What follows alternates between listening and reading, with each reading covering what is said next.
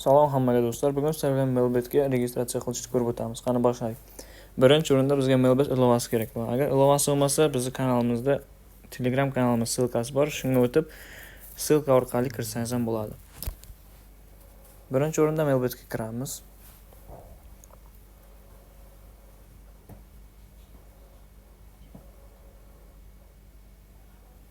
Mailbetga kirib olganimizdan keyin tepada kirish va ro'yxatdan o'tish degan knopkalarimiz bo'ladi. Biz ro'yxatdan o'tamiz. Bu yerda 4 bosqich orqali ro'yxatdan o'tsa bo'ladi. Bir bosqichda telefon orqali va email orqali. Biz hozir sizlar bilan eng tez bir bosqichda degandan o'tamiz. Telefon orqali degani nomeringizni yozasiz va sizga soобщение keladi. Email ham xuddi shunday. Bir bosqichda mana kirganingizda mamlakat valyutani tanlaysiz. Menga dollarda tushunish osonroq, shunga ham dollarni bosib o'tamiz. Promokod joyiga MT701 degan promokodni kirgizib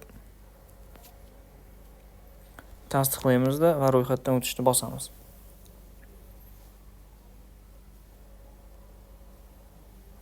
Ro'yxatdan o'tganingizdan keyin mana men robot emasman degan knopkamiz chiqadi. Shu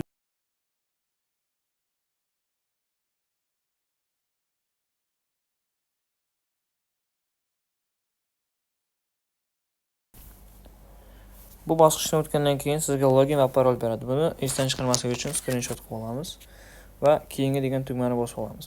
Ko'rib turganingizdek, biz registratsiya qilib bo'ldik va pastda mashhur saralangan va tarix menyu degan knopkalarimiz paydo bo'ladi. Menyuga kirib olamiz, tepada bizning ID'miz chiqadi.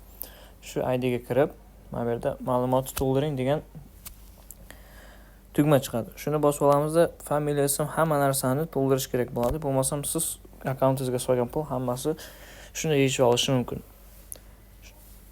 Shuni hammasini to'ldirganingizdan keyin o'zi bemalol depozit qilib, o'yinlarda o'ynasangiz bo'ladi. Sizlarga yana bir marta eslatib o'taman. Bizning promokodimiz MT701 ni to'ldirib bemalol ishlatsanglar bo'ladi. Hammaga katta rahmat.